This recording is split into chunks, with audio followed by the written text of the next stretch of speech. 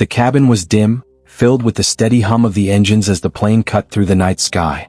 Passengers shuffled into their seats, stowing bags, fastening belts, and settling in for what was supposed to be an ordinary flight.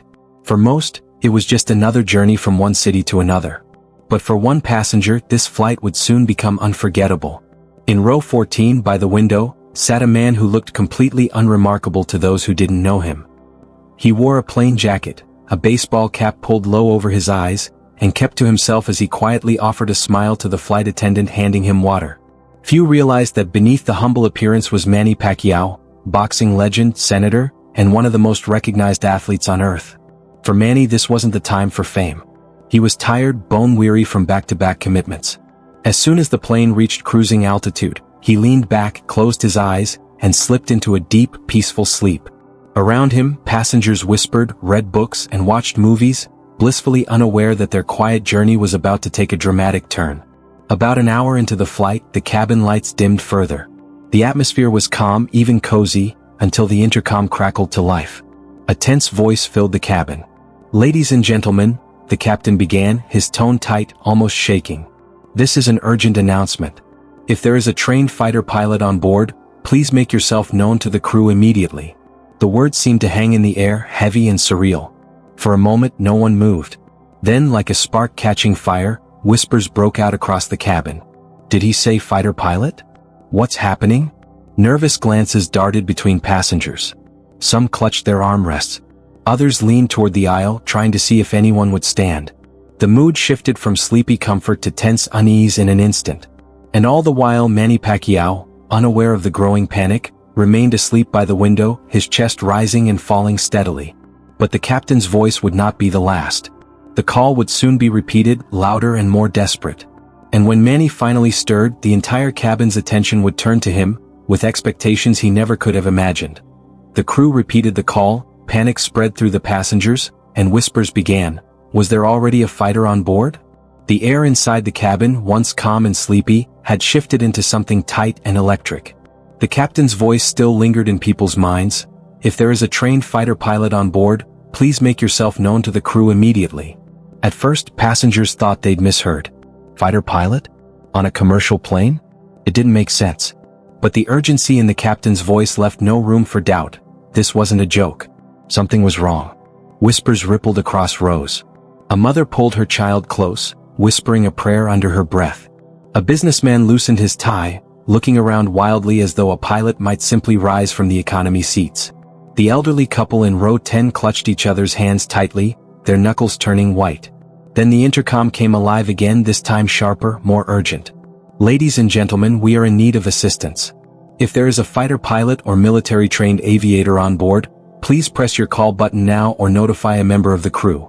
Gasp. Murmurs. And then silence, an awful, heavy silence. Everyone understood. This was serious. A young man 2 rows ahead leaned over to his friend, his voice shaking. "Why would they need a fighter pilot?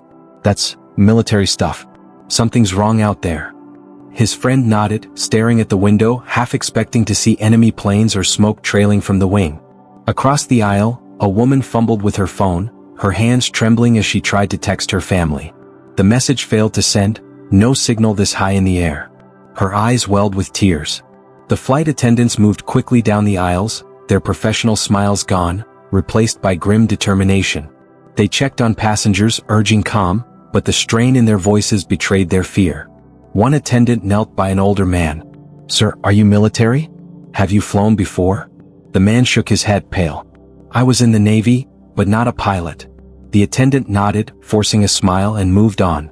In row 14, Manny Pacquiao shifted slightly, his head leaning against the window. The rising noise of the cabin finally tugged at the edges of his sleep.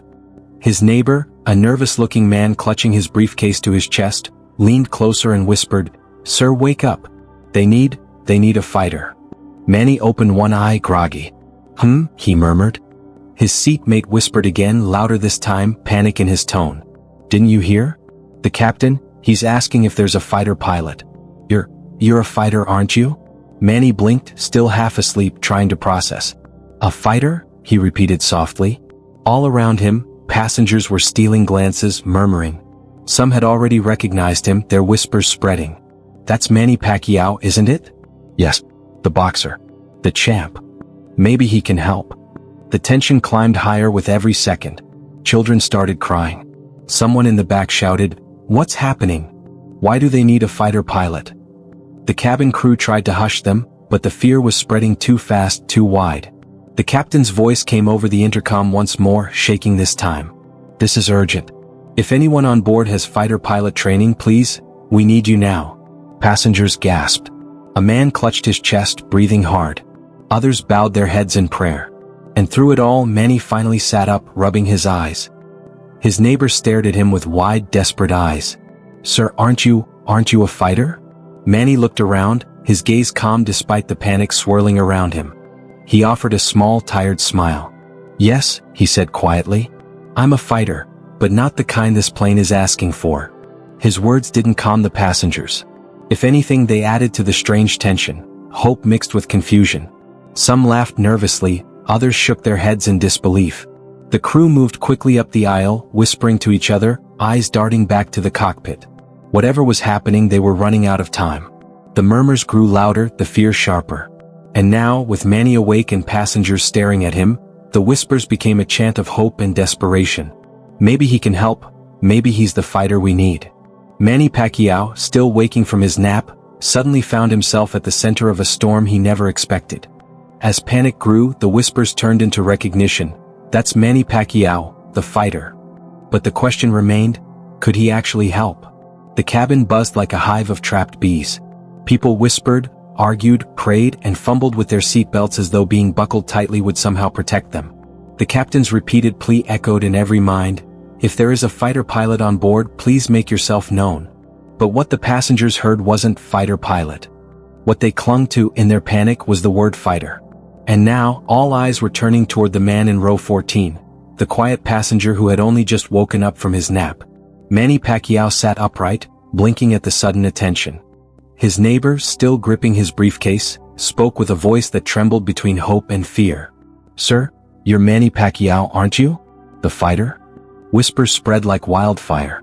"Yes, that's him. The world champion. Pacquiao's on this plane?" The revelation didn't calm anyone.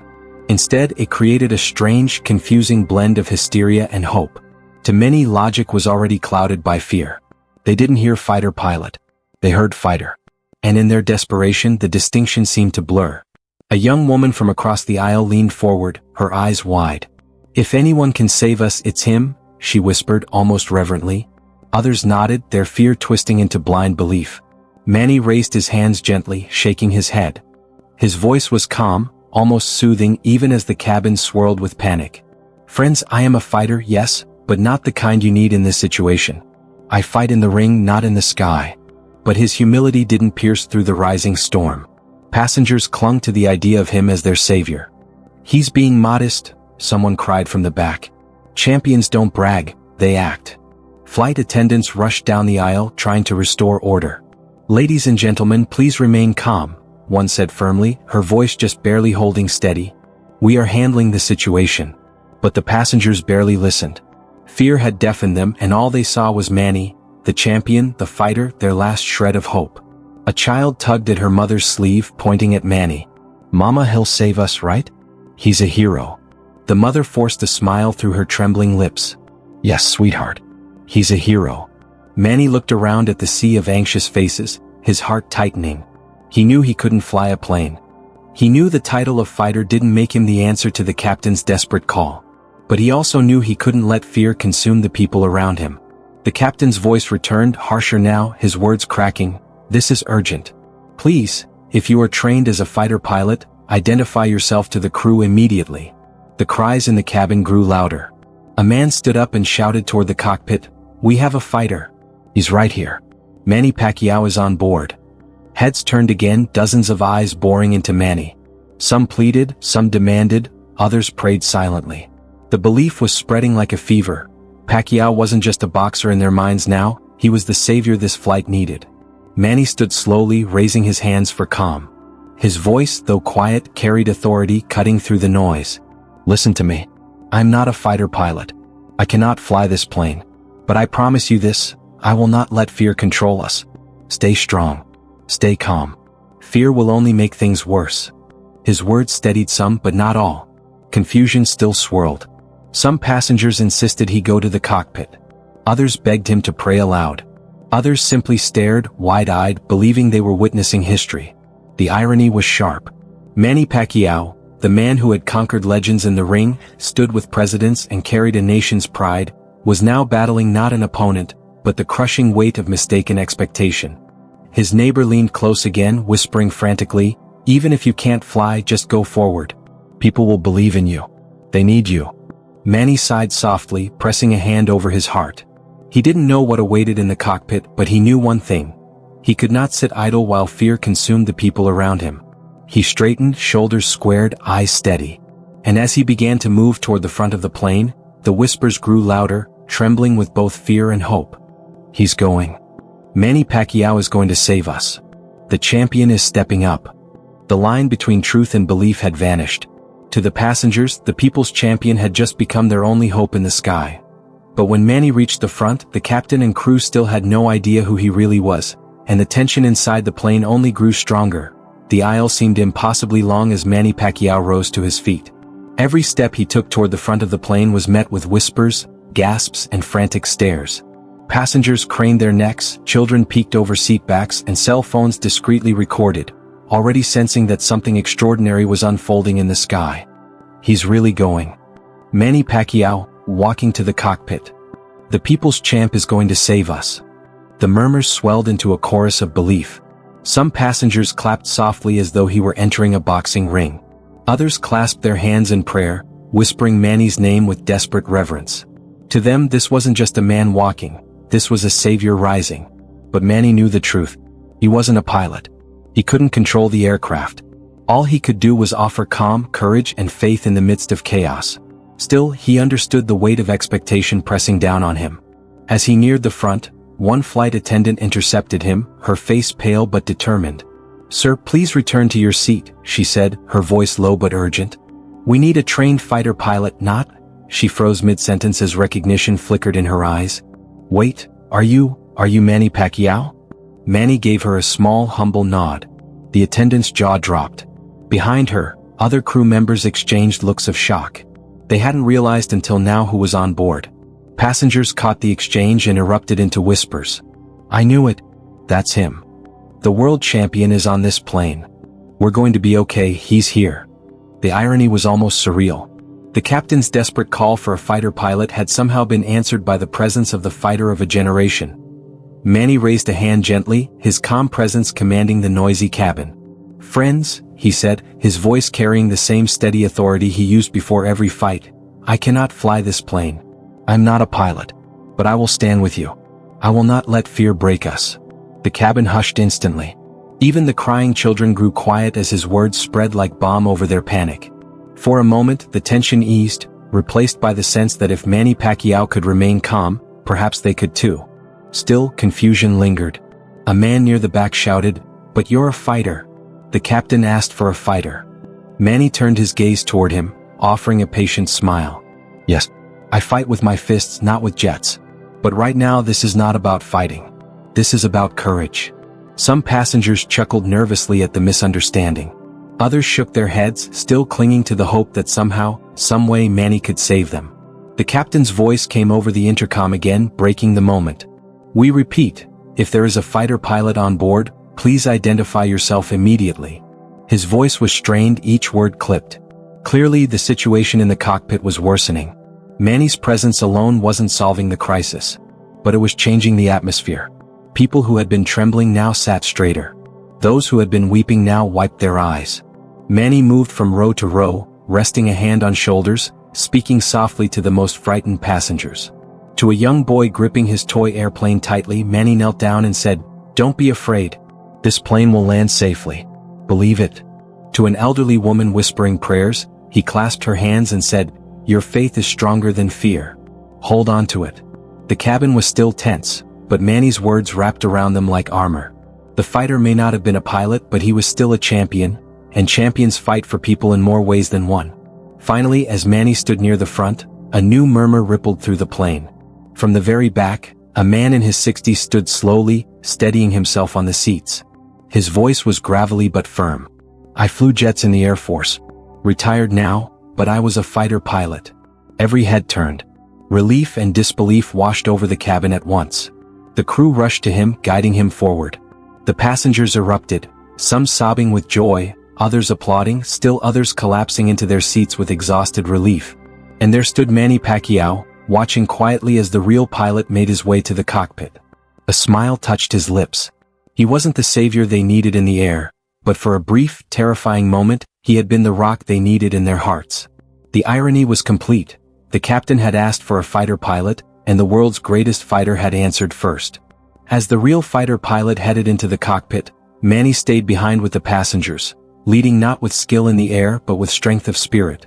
And what happened next proved why people call him a true champion. The moment the retired fighter pilot stepped toward the cockpit, a wave of relief swept through the plane. Applause broke out in scattered bursts, passengers cheered through trembling voices, and some even wept openly. The realization that someone truly capable had answered the captain's desperate call loosened the tight grip of fear that had suffocated the cabin.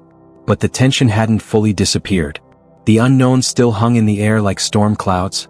What exactly was wrong with the plane? Could it be fixed? Would they land safely? Every sound, every vibration of the aircraft kept passengers on edge. And so, as the cockpit door closed behind the retired pilot, all eyes turned once again to Manny Pacquiao. He hadn't saved the plane. He hadn't taken control of the cockpit. But in that terrifying window of uncertainty, he had stood tall when others froze. Now, with adrenaline still coursing through the cabin, people needed more than technical skill, they needed strength of spirit. Manny rose to his feet again, calm and steady. He wasn't wearing gloves or shorts, there was no bell ringing to mark the start of a round, but his presence carried the same weight as if he were stepping into the ring.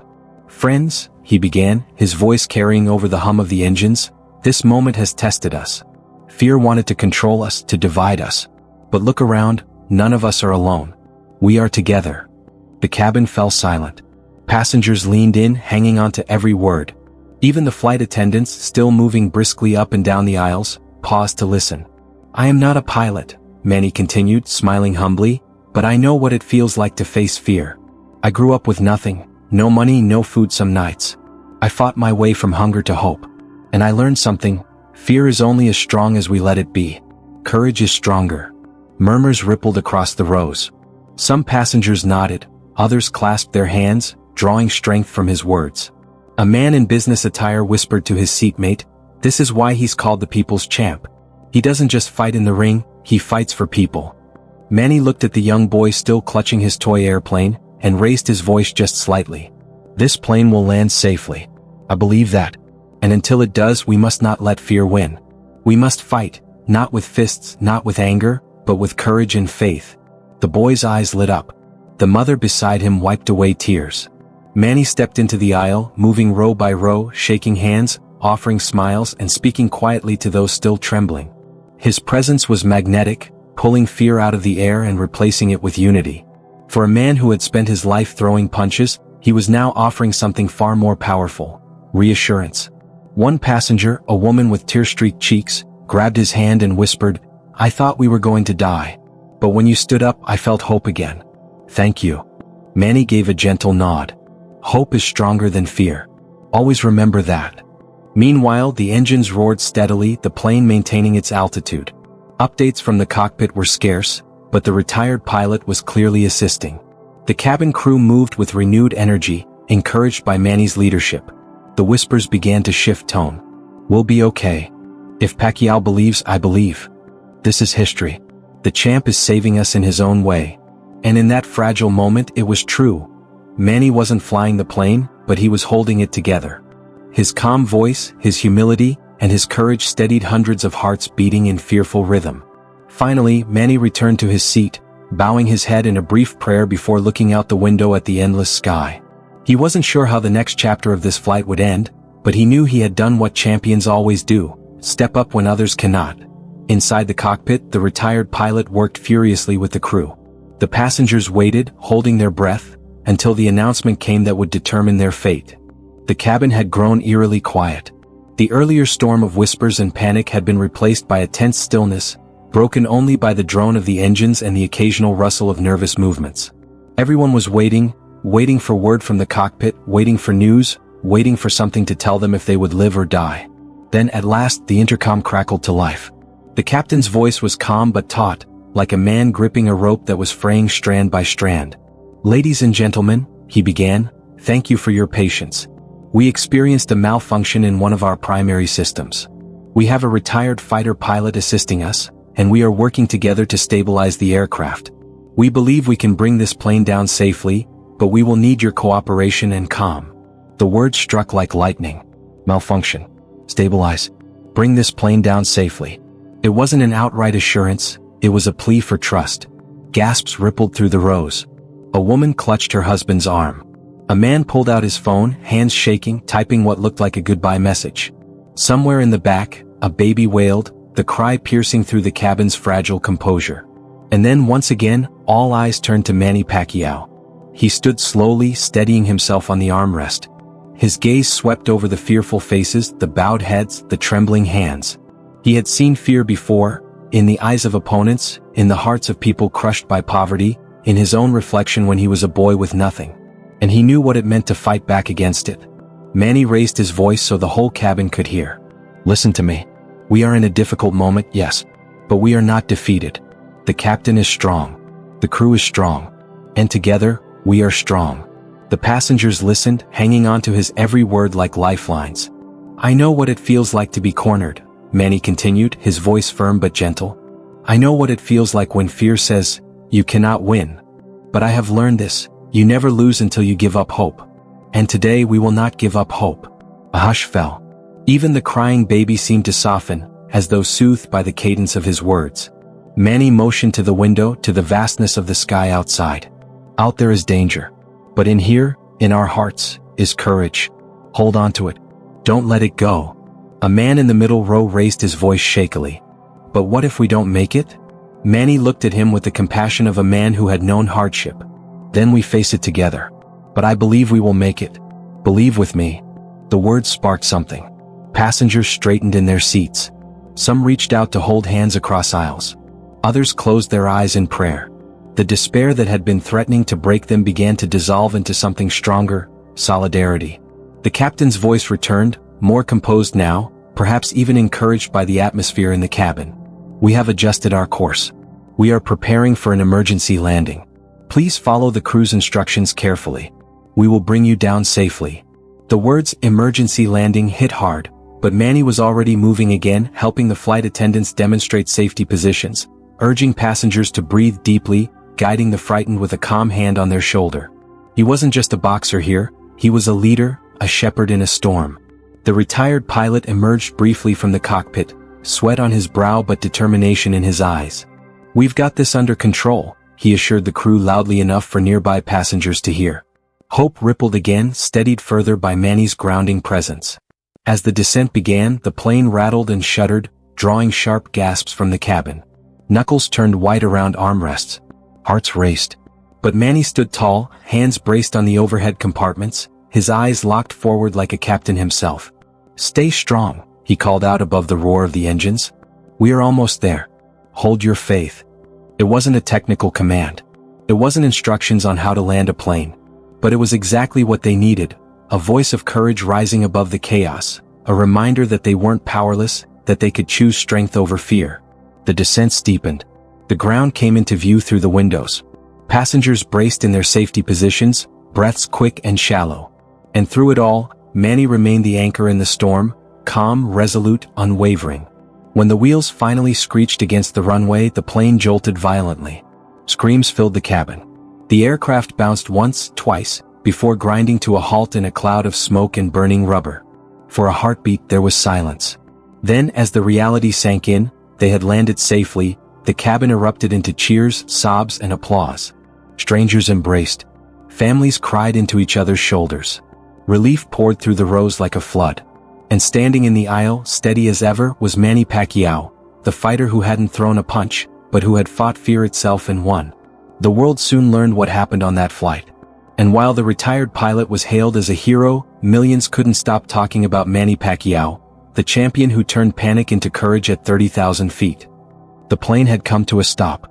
Passengers unbuckled their seatbelts with trembling hands, some still shaking from the adrenaline, others overcome with relief. The cabin was a mixture of exhausted laughter, tears, and whispers of disbelief. They had survived. The crisis was over. But the story didn't end there.